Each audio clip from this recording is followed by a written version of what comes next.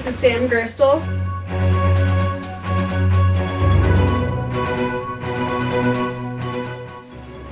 Emily Grosso.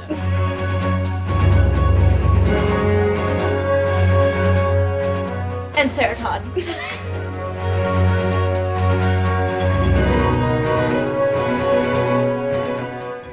With your weekend update! We are here to inform you on the issues emerging from technology and essentially social networking. What does technology mean to you? Well, Sam, technology means the future to me. I don't think that we could survive on a day-to-day basis without technology. Think about how many times a day you use technology. Your cell phone, maybe. It's almost as if it's a part of us these days.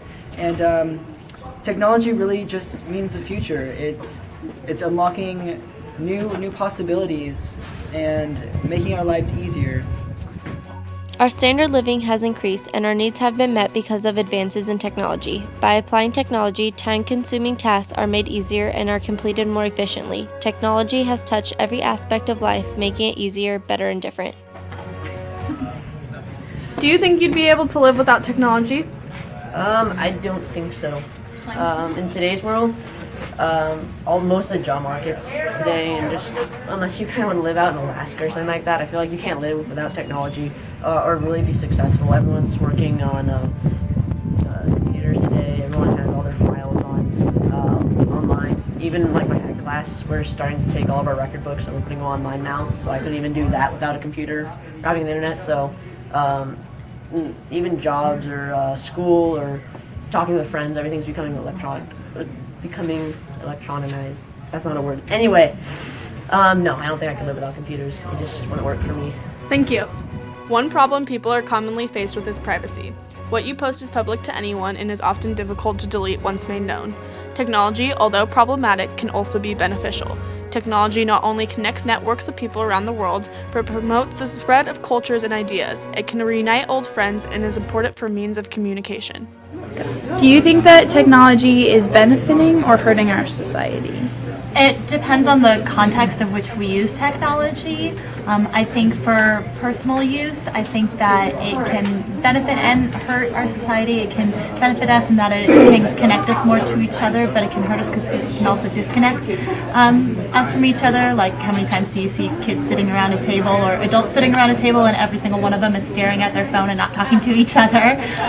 But I also think that technology helps in like educational situations also. I think there's a lot of technology out there that in education that's really helping and benefiting education. So, yeah. At a young age, children are being exposed to profanity and inappropriateness due to technology. In addition, technology is distracting teenagers from reality, therefore causing them to be withdrawn from family and friends. According to the New York Times, the average kid spends 7.5 hours a day using technology. This most likely corresponds with the statistics that 16% of kids are obese. How frequently do you use technology? Usually on a day-to-day basis. I use it to text my friends and family to get in touch with them and to see what's going on social media with my homies. Okay, Jake, about how many hours do you use technology a day? Hey, people of San Diego. This is Jake Blakely. Hello? On average, I'd say that when I go back to my house, I usually use technology quite a bit. I'd say I use that technology right around 3 hours, 3.5 hours. I use that technology every day. Okay. And also, that's all I have to say about that. How are you today? I'm good. How are you? Good. About how many hours do you use technology?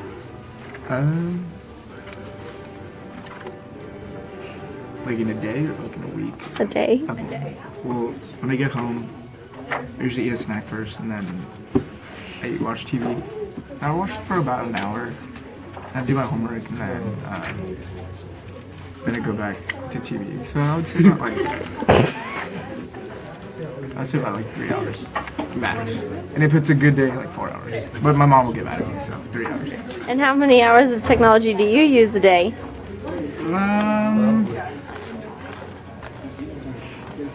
Toughy. Kind of varies day to day, depending on how I'm feeling. Side of the bed I wake up on, you know. It goes anywhere between 3 and 17. Maybe even 18. It varies. That's what I'm trying to get at here. Most common social networking sites based on rank include Facebook, Instagram, Twitter, and Tumblr. As these network sites have increasingly played an important role in society, we have seen multiple issues arise. Half of teens have been victims of cyberbullying. 1 in 3 have received threats online in their lives. Teens say cruel behavior takes place on Twitter with 23.8%, Facebook with 92.6%, MySpace with 17.7%, Instant Messenger with 15.2%, and 65.8% of teens responded to the bully, 35% responding in person, 15.4% avoided school, and 4.5% have been in a physical fight with their bully. 25% of teens claim to be targets of cyberbullying, 2 out of 3 of all teens have witnessed cruel behavior online, and 10% of parents are aware their teens are targets of cyberbullying. Have you ever been cyberbullied? Yes. How did that make you feel? It was really devastating. It was a sad moment in my life, not the best. Paul, have you ever been cyberbullied before? Well, yeah. How? Mainly through text. How did that make you feel? Well, made me feel pretty bad, but, you know, I took care of it the responsible way. That's good. Why 10 times worse? Have you ever witnessed cyberbullying, and if you have, how did you handle it? Yes, cyberbullying has been a huge issue with technology. Technology is great, but unfortunately with technology becomes a lot of other issues and other problems. With Instagram and chatting and blogs and all these different things that people have. Even individual teachers have their own blogs and websites. Kids can get on those and they can talk so to speak, about each other. That typically doesn't happen, but you can. And as some people think it's funny, some people take it the wrong way, some people feel it's very hurtful. So you never know how when somebody types something out, whether it's a text, whether it's an email, it's really hard to describe exactly what the feelings are being conveyed instead of a person-to-person conversation. Getting back to the question at hand, which is cyberbullying and how it's issued on a daily basis. Unfortunately, here at the school, we deal with kids that they go home after school and they're on the computer, and then somebody will hatefully say something about them, and that gets around, and it's awful, and it hurts kids' self-esteem, and it's a huge problem. We try to control it by telling kids to do the right thing, but unfortunately, kids will not do the right thing.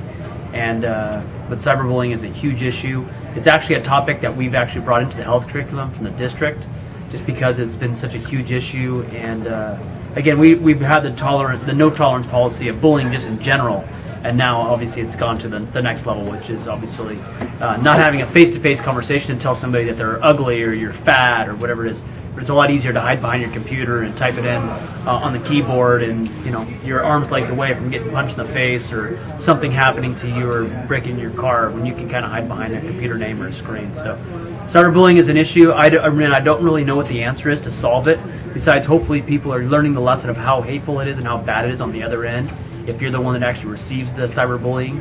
But I just really wish that people understood how bad it is and try to stay away, because the problem that we deal with a lot with cyberbullying is youth suicide. Youth suicide is one of the highest rated issues that we do have at the high school level, and a lot of them now are actually traced back to cyberbullying. So again, as people understood to treat people with respect, it's the golden rule your parents have taught you from day one.